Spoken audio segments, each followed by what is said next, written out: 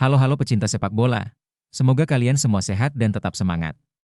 Buat yang lagi capek, semoga konten ini bisa jadi hiburan. Di video ini, kita bakal bahas hasil pertandingan tim-tim besar top Eropa. Ada yang tampil perkasa, ada juga yang harus menelan hasil pahit. Pembahasan pertama kita masuk ke pertandingan antara Bournemouth melawan Liverpool. Pada pertandingan ini Bournemouth menciptakan kejutan besar di matchday ke-23 Liga Inggris musim ini.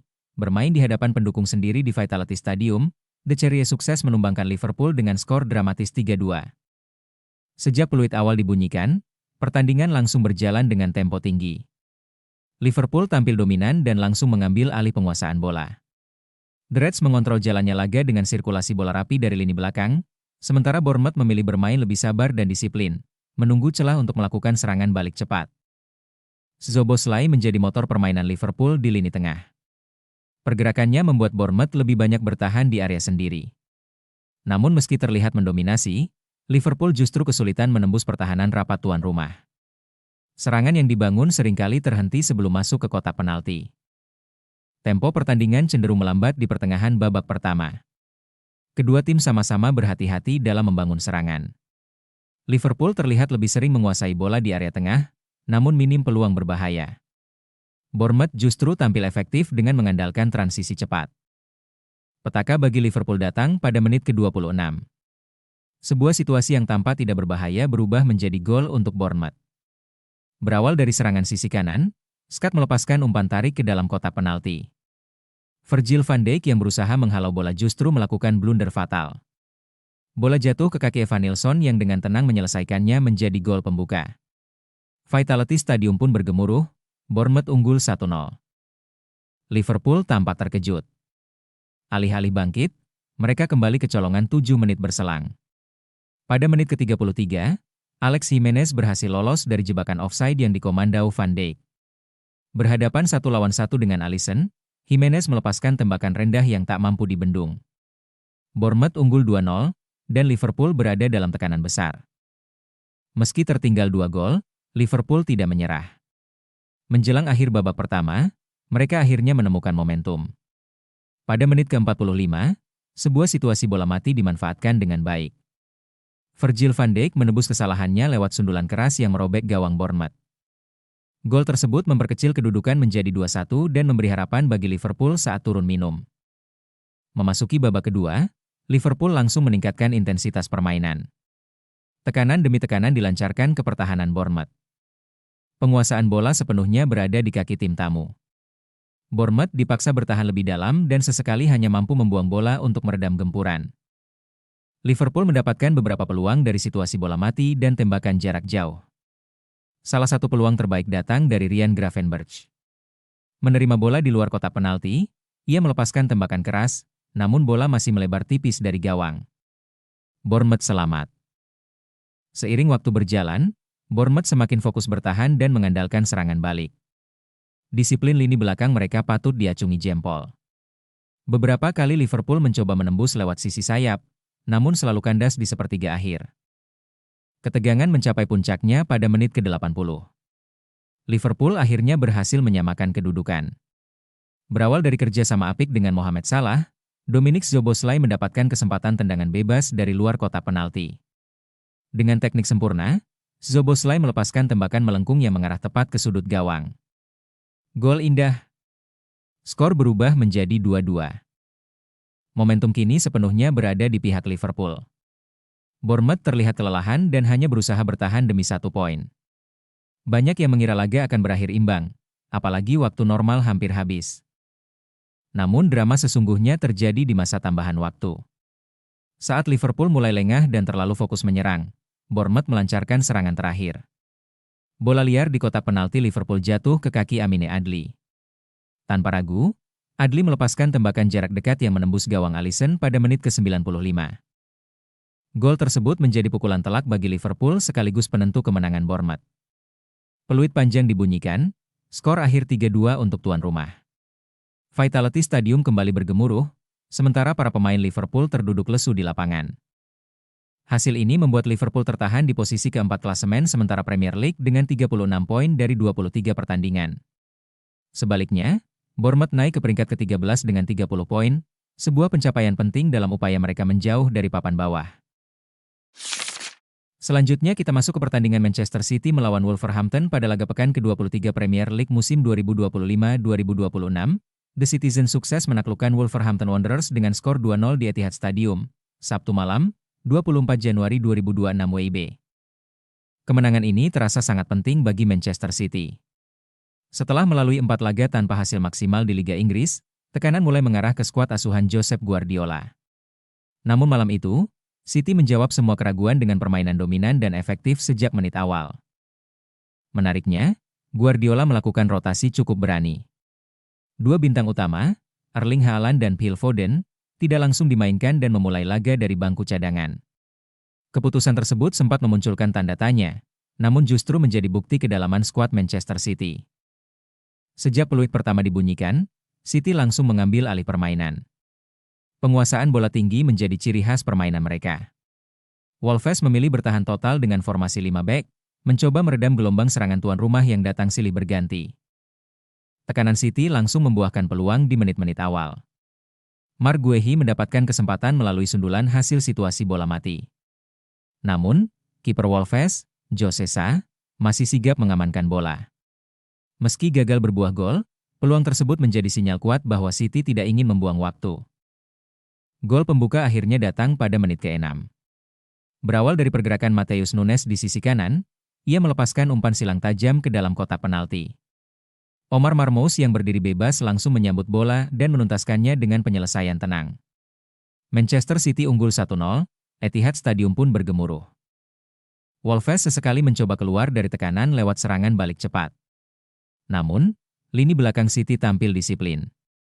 Setiap ruang tembak berhasil ditutup, dan aliran serangan Wolves sering terputus sebelum mencapai area berbahaya. Seiring waktu berjalan, City tetap mendominasi namun tidak terburu-buru. Mereka sabar mengalirkan bola, menunggu celah di pertahanan Wolves yang semakin rapat. Beberapa peluang tercipta, namun penyelesaian akhir masih belum maksimal. Drama kembali terjadi tepat sebelum turun minum. Pada masa tambahan waktu babak pertama, Bernardo Silva melihat celah di lini pertahanan Wolves dan mengirimkan umpan terobosan cerdas kepada Antoine Semenyo. Dengan kontrol sempurna, Semenyo melepaskan tembakan dari tepi kotak penalti. Bola meluncur deras dan gagal dibendung Jose Sa. Gol. City menggandakan keunggulan menjadi 2-0. Gol tersebut menjadi pukulan mental bagi Wolves. Sebaliknya, City menutup babak pertama dengan kepercayaan diri tinggi. Omar Marmoush pun mencatatkan momen spesial, karena golnya menjadi gol Liga pertama musim ini bersama Manchester City, sebuah tanda kebangkitan setelah beberapa pekan kesulitan mencetak gol. Memasuki babak kedua, Guardiola memasukkan Erling Haaland dan Phil Foden untuk menambah variasi serangan. Meski sudah unggul 2 gol, City tetap menjaga intensitas permainan. Tempo laga memang sedikit menurun, namun kontrol permainan sepenuhnya masih berada di tangan tuan rumah. Haaland langsung memberi ancaman dengan pergerakannya di kotak penalti. Kehadirannya memaksa lini belakang Wolves semakin dalam bertahan. Sementara Foden memberikan kreativitas tambahan di sisi sayap dan lini tengah. Wolves tidak sepenuhnya menyerah. Mereka sempat mendapatkan peluang terbaik di babak kedua melalui sundulan Yerson Mosquera dari situasi bola mati. Bola mengarah deras ke gawang, namun hanya membentur mistar. Itu menjadi momen paling berbahaya bagi City sepanjang pertandingan. Setelah peluang tersebut, City kembali menenangkan permainan. Mereka tidak memaksakan serangan, memilih mengontrol tempo dan menjaga keunggulan. Guardiola terlihat puas di pinggir lapangan, sementara para pemain City tampil disiplin hingga menit akhir. Peluit panjang akhirnya dibunyikan. Manchester City menang 2-0 atas Wolverhampton Wanderers. Kemenangan ini mengakhiri laju negatif City di Premier League setelah 3 kali imbang dan 1 kekalahan. Hasil ini membawa City kembali ke jalur persaingan papan atas dan menjadi modal penting untuk terus menekan Arsenal di puncak klasemen. Selanjutnya, kita masuk Liga Spanyol. Dari pekan ke-21 La Liga musim 2025 hingga 2026, laga menarik tersaji di Estadio de la Ceramica ketika Villarreal menjamu Real Madrid. Pertandingan ini sejak awal diprediksi berjalan ketat, dan itu langsung terlihat dari jalannya laga. Kedua tim tampil berhati-hati, tempo permainan cenderung terputus-putus karena banyaknya pelanggaran di menit-menit awal. Villarreal maupun Real Madrid sama-sama tidak ingin mengambil risiko terlalu besar. Villarreal mencoba menunjukkan inisiatif lebih dulu sebagai tuan rumah. Pergerakan cepat di lini depan menjadi andalan mereka untuk menekan pertahanan Madrid. Mikautadze sempat menjadi sorotan ketika terjatuh di kotak penalti saat mencoba menyambut umpan terobosan. Namun wasit menilai tidak ada pelanggaran dan permainan tetap dilanjutkan. Tekanan Villarreal lebih sering datang dari sisi kiri. Pedraza tampil aktif melakukan overlap dan beberapa kali mengirimkan umpan silang ke area penalti. Sayangnya, penyelesaian akhir masih menjadi masalah. Bola-bola silang tersebut belum mampu menemui rekan setim yang berada di posisi ideal. Real Madrid di sisi lain tampil cukup sabar. Mereka tidak terburu-buru dalam membangun serangan dan lebih memilih menunggu momen yang tepat. Arda Güler dan Vinicius Junior sempat memberikan ancaman lewat serangan balik cepat, namun belum ada peluang yang benar-benar membahayakan gawang Villarreal. Hingga babak pertama berakhir, kedua tim masih kesulitan menciptakan peluang bersih. Pertandingan berjalan alot, skor tetap imbang 0-0.